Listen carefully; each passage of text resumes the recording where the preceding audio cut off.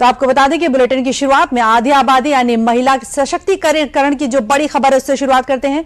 UP की योगी सरकार ने आज से पूरे प्रदेश में महिला सशक्तिकरण को और धार देते हुए लोकमाता अहिल्याबाई मातृशक्ति यात्रा योजना का शुभारंभ किया है।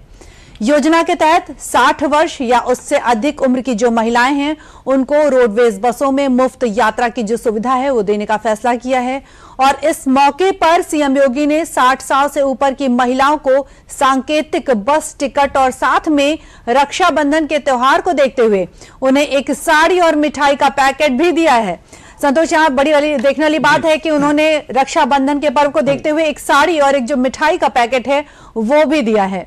बिल्कुल आपने सही कहा। महिलाओं के लिए खासतौर से योगी सरकार, अगर हम 2017 के बाद से देखें, लगातार महिलाओं पर बड़ा फोकस था, महिलाओं के रोजगार को लेकर, उन्हें एमएसएमई सेक्टर से जोड़ने की बात करें, चाहे हम ड्रोन महिला सखी की बात करें, ड्रोन दीदी की बात करें, सखी महिलाओं की बात करें, कई ऐसे बड़े प्रयास रहे। मकसद यही था कि उनको आत्मनिर्भर बनाया जाए, उनके हाथ में रोजगार रहे, व्यापार रहे, ताकि वो खुद अपने परिवार में स्वावलंबी बन सके। तो आपको बताते हैं कि सीएम योगी ने क्या कुछ कहा है, इस पर एक सुन लेते हैं खास बात। बहनों, माताओं, आज जब हम सब यहां पर उपस्थित हुए हैं तो मुझे यह बताते हुए प्रसन्नता की अनुभूति हो रही है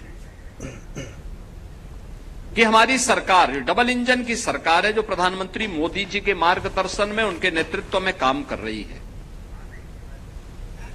और प्रधानमंत्री मोदी जी के कारण पहली बार आधी आबादी को शासन की योजना से जोड़ने के लिए एक व्यापक कार्य योजना बनी। वे कार्य योजना का हिस्सा है, वे सभी स्कीम है जिसमें बेटी के जन्म से लेकर के उसकी शिक्षा तक, बेटी की शिक्षा से लेकर के उसके रोजगार तक, बेटी के रोजगार से लेकर के उसकी उद्यमिता तक और जीवन के हर पड़ाव पर सुरक्षा, नारी की सम्मान और नारी के स्वावलंबन की guarantee.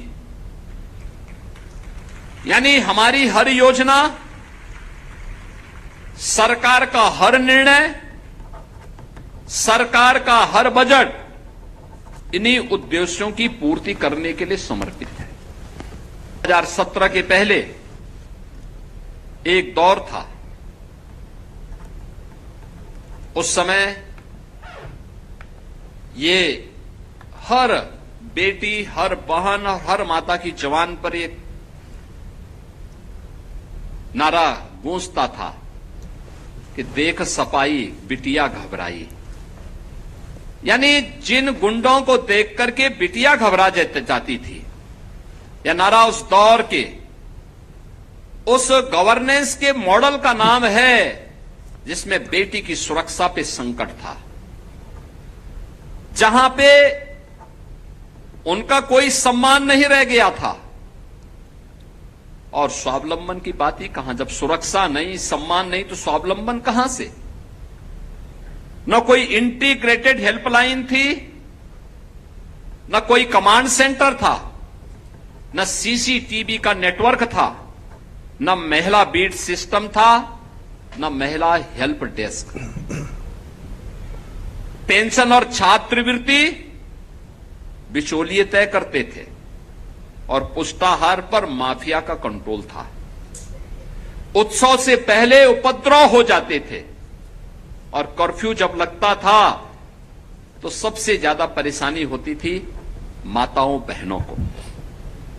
Land mafia, sand mafia, one mafia, पशु माफिया, नकल माफिया, ये प्रदेश की पहचान थी। माफिया सिंडिकेट की सत्ता प्रदेश की सत्ता के समानांतर चलती थी।